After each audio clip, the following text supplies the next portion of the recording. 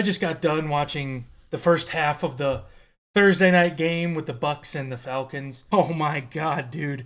I'm so jealous. I'm so jealous. Neither team could stop either team on offense. I've never seen that much offense in a Bears game ever.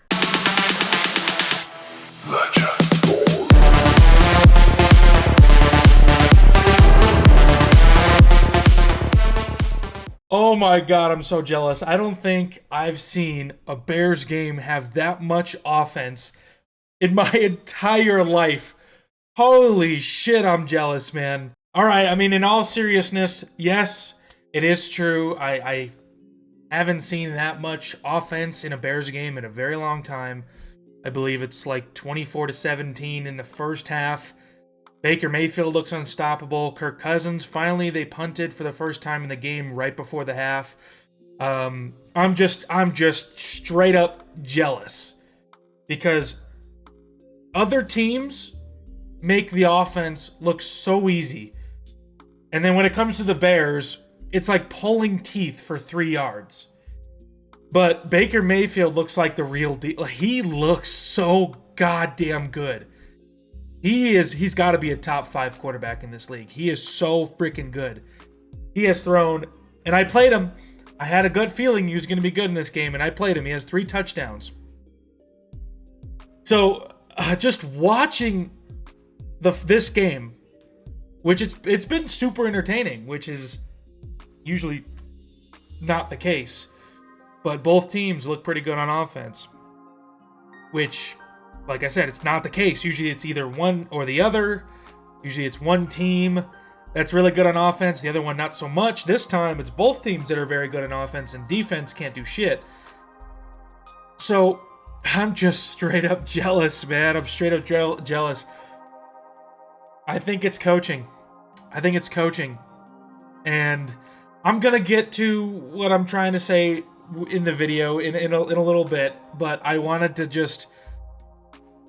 I watch a game like this, and it makes me think we hired the wrong guys again. Like, they are so good at calling plays and getting people open. Mike Evans is always open. Like, I'm just talking about the Buccaneers. Baker Mayfield has thrown to like 7 or 8 different wide receivers. You know, Mike Evans, Chris Godwin, even Bucky Irving is good. Rashad White had a good game. Sterling Shepard, which I didn't even know he was on the Buccaneers until 30 minutes ago, caught a touchdown pass. Like, it's the offensive play calling. And he had Dave Canales last year, who I think revived his career. Baker Mayfield. And that is proof that offensive coaching matters. Having an offensive line matters. They got Tristan Wirfs. I can't name another one, but they got Tristan Wirfs. You know, obviously they couldn't really...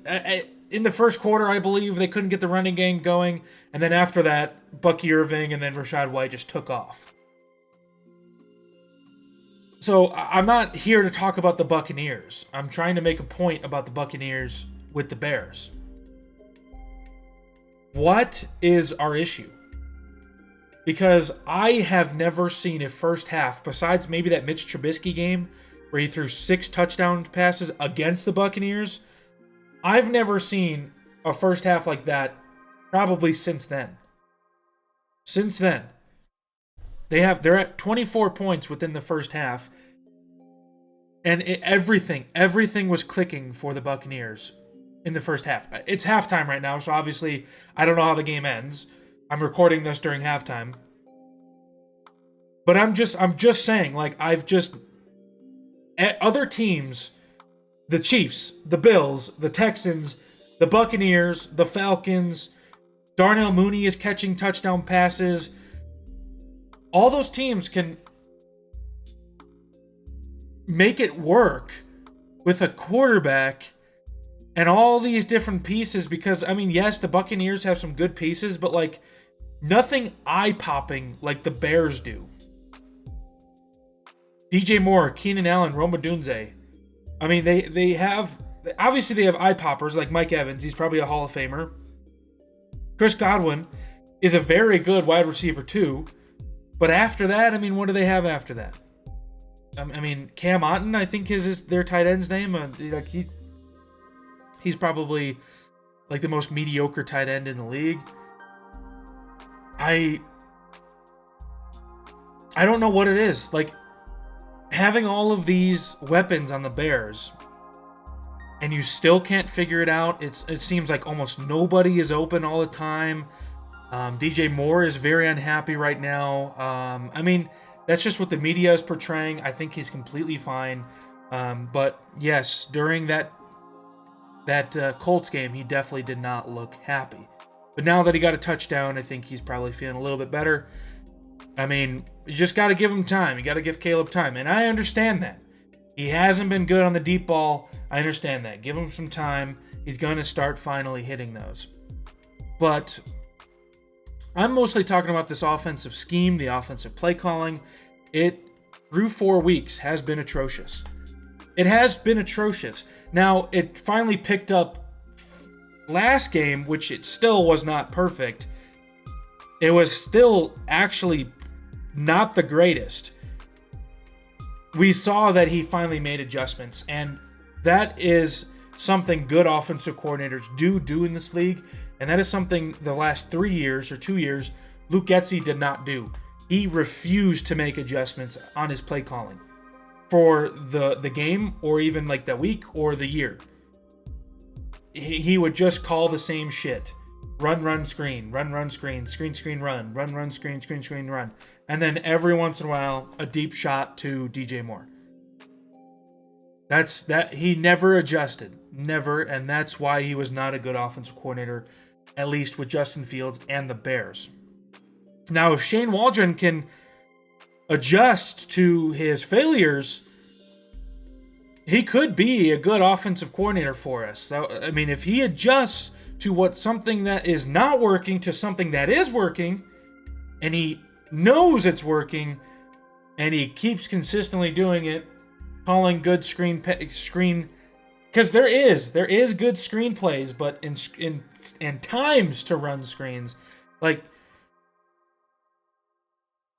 I personally don't like the screen calls, especially 5, 6, 7 times a game, which it looks like he's calling it, but look, he's calling a little bit less. But and another thing I wanted to say was I am not going to apologize to DeAndre Swift. I won't. Like a lot of Bears fans this week and after that game on Sunday, oh, you owe DeAndre Swift an apology. You owe him an apology. All Bears fans owe him an apology. No. Why would I owe him an apology?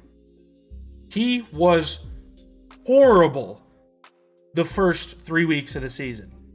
Horrible. Atrocious. Historically bad. He had like 1.8 yards per carry and averaged like 1.5 yards per carry in those 3 games. That is horrible. I don't owe him shit. Now, he played better, way better in the 4th game. And I think that is an adjustment for Shane Waldron that is due for an adjustment. DeAndre Swift is not one of those running backs that just you can run in the middle and just run down their throats. He is not one of those running backs. Roschon Johnson is one of those running backs where you can just keep on running him in the middle and he'll get 5+ yards almost every time. Not every time, but most times. 70% of the time. DeAndre Swift is not one of those. He had like 90 yards on the ground, which is great, and like 70 receiving, which is great. That is why we signed him, for that specific reason. And he was a big part on why we beat the Rams. He was a huge contributor on beating the Rams. But I owe him no apology because he was horrible. Now, if he's good from now on, and he's good for, let's say, 4 consecutive weeks, 5 consecutive weeks, then sure, we can get into that apology conversation. But if he sucks against the Packers this week, everyone's just going to go back to hating on him. So he had one good game. Congratulations. I am not apologizing for shit. And all this talk about Jayden Daniels, who cares? What is flying around here?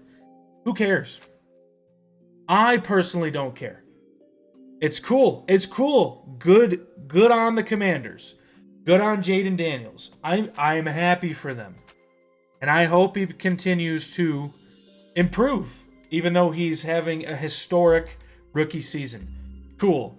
I was wrong about Caleb Williams being the most NFL-ready quarterback.